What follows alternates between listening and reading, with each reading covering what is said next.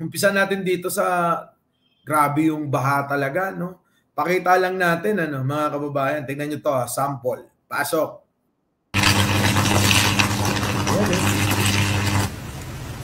Grabe, no? Umaapoy talaga yung ano, no? Umaapoy yung kuryente yan eh.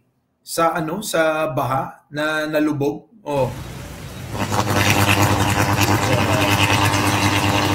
Pero mo, pag nadaan ka dyan, mga kababayan, sigurado tosta ka. Ay, hindi pala, makukuryente ka. Kita nyo, ito ay in-upload ng isang uploader. Opo, Diyos ko, delikado. Isang pagkakamali mo lang, tostado ka na. Hindi lang tostado, kundi talaga naman manginginig ka dyan. Ano? Oo.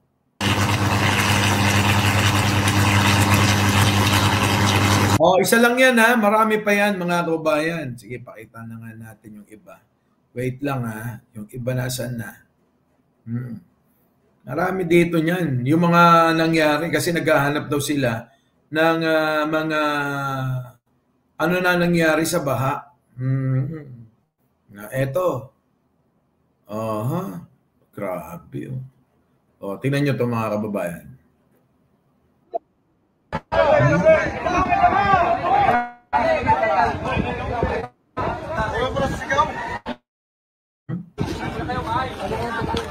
Grabe, landslide oh. Landslide mga kababayan. Landslide. Nandito ako sa Sitio Purokdi, Barangay Sampalo, Talisay, Batangas. Sa Batangas to mga kababayan ha. Oo, sa Batangas. Tuloy. At ongoing po ang retrieval operations ng BFP, Bureau of Fire Protection, mga residente, PNP at ng lokal na pamahalaan para sa mga natabunang mga residente ng landslide. Napakakapal po ng putik at mga bato at mga kahoy na bumagsak dito. Mga 12 bahay po ang grabe no. Natabunan dito kahapon. 12 bahay mga kababayan na natabunan. Opo. Dahil sa pananalasan ng bagyong Christine at gumuho yung bahagi ng bundok ng kalapit dito ng mga bahay kaya nabagsakan itong mga bahay. Eto Jay sa ano sa Talisay, Batangas. Opo. Gumuho yung lupa, nagkaroon ng landslide. Siyempre kapag tuloy-tuloy yung ulan, lalambot ang lupa, hindi maiiwasan mga kababayan talaga yung pagguho. Kaya nga laging paalala sa mga kababayan malapit sa mga ganyang klase ng lugar, delikado, sa mga malapit sa ilog, dagat, at sa mga bundok. Lagi yan paalala ng mga local government at maging ang national na dapat ay mag-ingat at lumikas habang maaga pa dahil nga dyan sa pagguho ng lupa at pagbaha, hindi na rin maiwasan ang biglang pagtaas ng tubig. Opo, yan na nga yung nangyari. Bukod po doon sa anim pa na hinahanap na karamihan ay mga bata, may 14 na nahukay ang mga bangkay. Kita nyo mga kababayan, karamihan po dyan mga bata, may 14 na pong nahukay. Pero kanina sabi ng kaibigan natin na nakausap natin na taga dyan, ay 16 na ang kumpirmadong mga patay. Opo, nakikiramay po kami sa mga naulila. Ano po? 2 dyan ay mga bata at 2 ay matanda. So bigla-biglaan daw, kinukwento ni Mayor Nestor Natanawan na 20 minutes bago nangyari ang pagbuho kahapon ay nandito pa si Mayor at nagbigay ng warning at pinapalikas na pero napakabilis daw ng mga pangyayari. So yun, kita nyo, di ba? Hindi tayo nagkamali. Kasi mga kababayan, yan na nga, yung mga lokal na opisyal, yung mga LGU, mayor, congressman, pero syempre, mas ng mayor yan, na palikasin ang mga kababayan natin na mga malalapit nga dyan sa mga malalambot ng mga bundok, lalong-lalo na siguro, kung yung lugar po ninyo, talaga namang kinakalbo ng mga illegal loggers. So, dapat mga kababayan, yan na nga, habang maaga at tuloy-tuloy ang pag-ulan, hindi may iwasan lumambot ang lupa at maglilikha ng pagguho. At yan na nga ang resulta, magkakaroon ng landslide. So dyan nga ho sa may Talisay, mga kababayan, parte po yan ng probinsya po ng Batangas, ay talaga namang hindi nila o inaasahan itong pangyayari. Maging kahit pasabihin ng mayor na lilikas, alam nyo naman yung iba nating mga kababayan, hindi maiwan yung kanilang mga bahay, yung kanilang mga ari-arian, yung mga alagang hayop, at yung kagamitan sa bahay, kaya hindi sila lumikas. Kaya nangyari, ayan, naging biktima sila ng landslide, mga kababayan. Isa yan sa mga problema ngayon ni Pangulong Bongbong Marcos kung paano tutugunan yung kanilang mga problema kung saan sila ay maninirahan pansamantala dahil nga dito sa mga nangyaring sakuna. Dulot ng bagyo, mga kababayan. Dulot ng bagyong Catherine. Opo. Yung barangay Sampaloc papunta dito napakahirap pasukin sapagkat napakaraming mga lupa na tumaboy sa kalsada. Sasagawa pa ngayon ng clearing operations. Bago kami nakarating dito ay naglakad kami. Walang masakyan.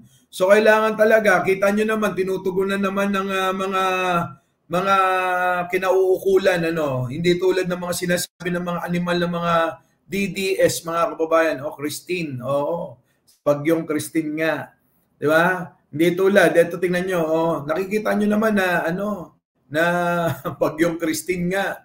Ano ba sinabi ko, Christine, di ba? Di ba?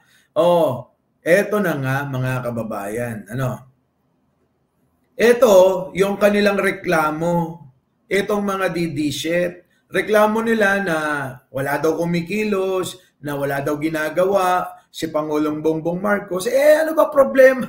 Wala naman si Pangulong Bongbong Marcos ang maghukay dyan. Ay, Catherine ba? Parang yun yung nakilala ko kanina. Eto na mga kabayan, mali tuloy. Christine, So eto na, pasok. Parang yun yung nakilala ko kanina. Maraming mga sasakyan ang natabunan, nalubog sa makapal na putik at buhangin. Marami din bahay ngayon ang halos kalahati na lamang ang nakalipad. Grabe no mga kababayan, Grabe no. Ang hirap siguro nung matabunan ka ng buhay, mga kababayan. Pero imagine ninyo, ha? Nandiyan na si Del Toto. Imagine ninyo kung kayo yung matabunan ng buhay ng ng lupa. No? Hirap, no? Sabi ni Kibuloy, kaya daw bumagyo dahil ikinulong daw siya. Parehas ang bihira naman. Alam niyo si Kibuloy, no? Lahat na lang inamin niya, no? Sige, tuloy. Lahat na lang inamin niya, yung kasalanan niya, hindi pa niya naaamin. Ganito po kalawak ang landslide dito sa Barangay Sampaloc, Talisay, Batangas.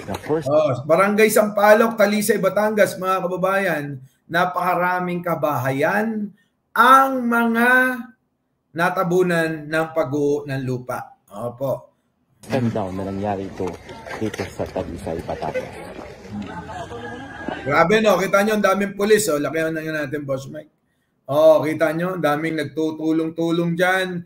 Yung ating mga alagad ng batas ay nandiyan dyan para tumulong at para na rin,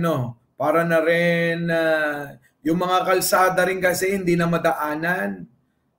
Kasi nga yung lupa, tumabon na sa kalsada, umabot hanggang kalsada. Kaya kailangan mo maglakad at yung mga gagamiting mga mga kagamitan para mapabilis, nahihirapan na makapasok dahil nga sa maraming nakaharang.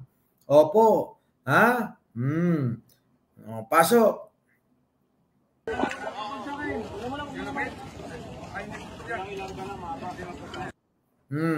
So hindi lang yung mga kababayan, marami pa rito. Wait lang. Saan ba yun? Wait lang. Tanggalin muna natin yan kasi hindi makakapasok. Grabe, Boss Mike. Dala mo talaga sa live mo. Oo nga eh. Wait lang. Naalala ko bigla. Oh, eto. Grabe. Oh, pasok.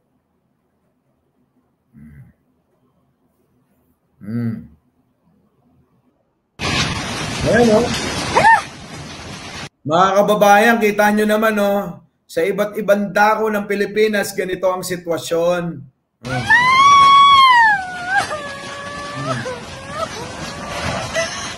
Ay, grabe, oh. Grabe. Oh. Buong bahay, mga kababayan, oh.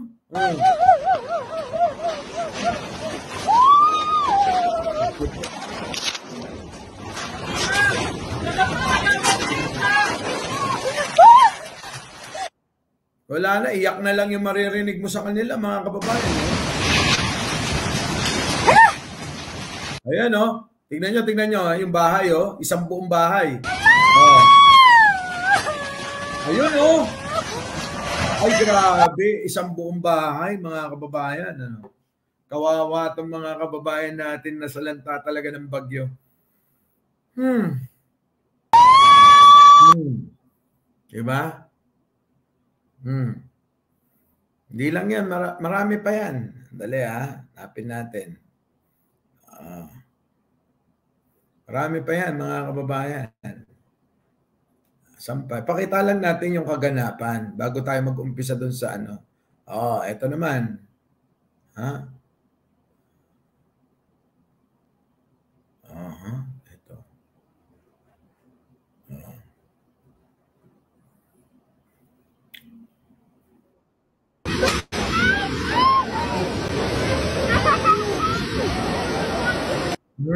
Kita nyo, no?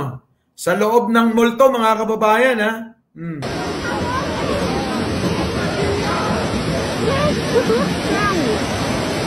Grabe yung mga kiosk, yung mga upuan, yung mga mesa. Ayan, oh, inaanod ng tubig sa loob ng mall.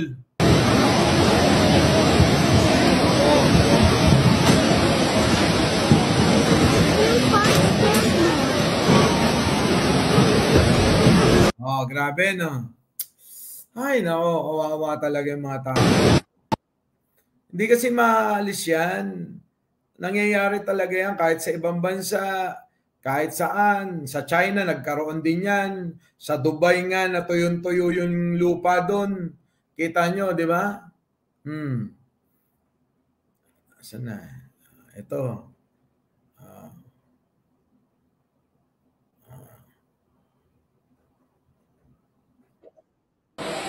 Ini po ang presenteng Kita nyo yung mga sasakyan, no? Nakaparada lang, ha? Oh. Sitwasyon ngunyan baby sa Urban Kiborak Covered Court. Ayan, kadakol pong mga sasakyan ang lubog sa baha. Ay, grabe. Ayan, as of 11 a.m. Iyo po na ang sitwasyon digding ngunyan. Wala, lagpas talaga sa lahat, mga kababayan, eh, oh. Lagpas talaga sa lahat.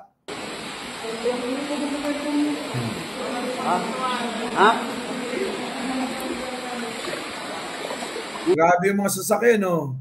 Sira. Oo, ang daming lilinisin, ang daming kukumpunihin.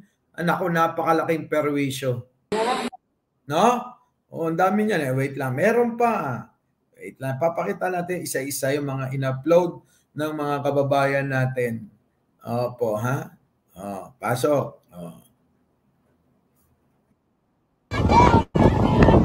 Ito naman yung binabash ngayon, mga kababayan. Ito naman si El Rey. Grabe. Ito binabash ngayon, itong si El Rey. Yung namimigay ng 5,500 habang, ayun, kita nyo. Diba? Masyado naman kasi itong, epal eh. So, sa totoo lang, mga kababayan, ako, oo, nakatulong ka, pero masyadong, masyadong epal to si Villapuerte. Diba?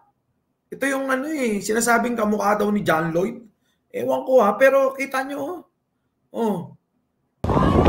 diba? Alam mo, parang agaw-agaw pa yung pera. Kasi pwede mo naman papilahin dun sa may lupa. Di ba, mga kababayan? Ngayon, ito yan ang O saan ngayon bibili yan ng makakain? Eh kung baha naman at hindi makalabas ng bahay. Dapat ang dinala mo na lang dyan, di ba? Pagkain na mismo, tubig, ganon. Gatas, kape, biskwit. Pali. Ako, naeepalan ako. Oo, nakatulong ka. Okay yun, pero dapat nag-isip ka. Kasi parang, alam niyo mga kababayan, parang sinasamantala pa nila yung kaepalan nila, di ba? Sinasamantala pa nila yung kaipalan nila dito eh. Dapat hindi ganito, pwede namang, sige pera, di, ipamahagi mo sana doon sa may hindi nakababad yung mga tao sa sa tubig. Kita niyo mga kababayan, no? 'Di ba? Tangina kasi itong mga politiko natin eh. Kita mo, 'di ba? Tuwan-tuwa siya na pinag-aagaw-agaw ng pera. Yung mga tao,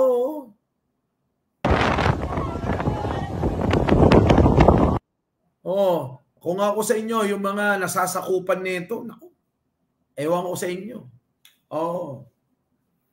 Sa halagang 500, ginaganyan kayo.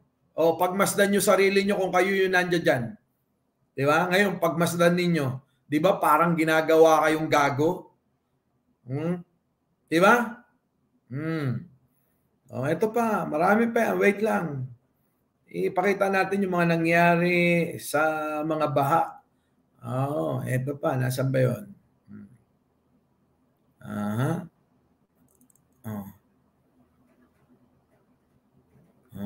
Ito.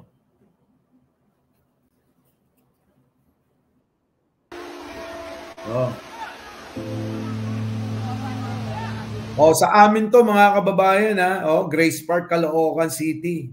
Sa mga taga Caloocan, si Catherine Galpo baka nabiktima. Pasok. Panoorin nyo sa Grace Park po ito Akala mo dagat no? Akala mo dagat.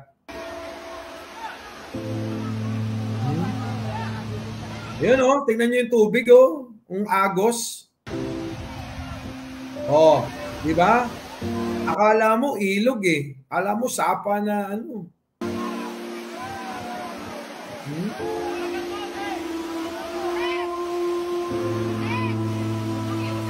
Saan pupunta ngayon si Pangulo dyan, mga kababayan?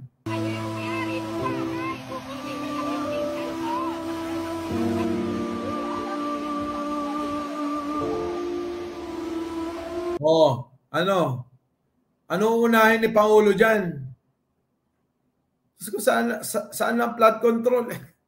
Di sana, kung yung flood control, tingin ninyo kakayanin pa yung ganyang kalaki ng tubig, pambira naman kayo. Hindi kayang kontrolin ni Pangulo ang baha.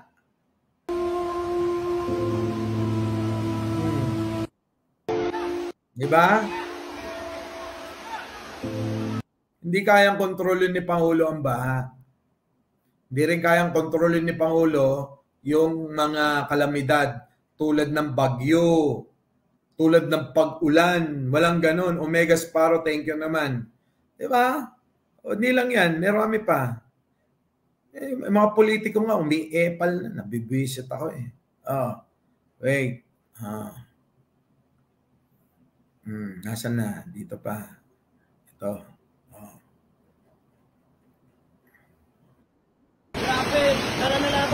Kita nyo yung tubig. Lakihan natin. Panoorin nyo yung tubig. Yan ba mapipigilan ng flood control? Mag-isip nga kayo.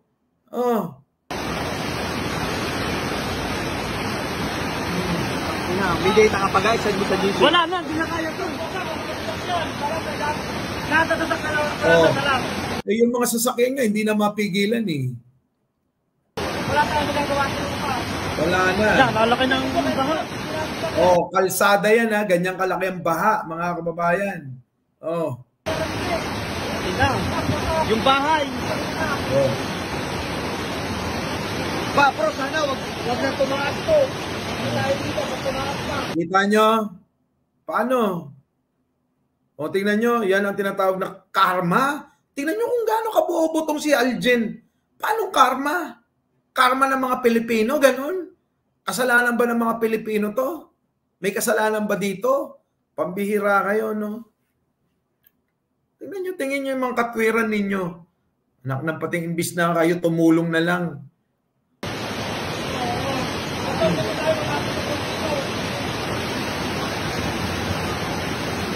Ba, may mga kawawa yung baba. Tingnan mo, kaharangan. Grabe, di ba? Yung kalsada naging ilog. Naging ilog, mga kababayan. Tama na. Si Aljan ba Pilipino ba talaga to? Oh, tingnan nyo yung comment nyo. Kahit kalikasan, pumabor sa... Ako, putang inam. Demonyo talaga pala yung mga Duterte, ano? Ha? Talagang demonyo talaga yung mga Duterte kung ganun. Ano, Aljen? Biruin mo, kailangan idamay yung mga Pilipino dito sa kung ano yung pinaglalaban nila, ganun? Anak ng pating nakatwiran talaga. Oh. Ay, nako. Our beloved Boss Mike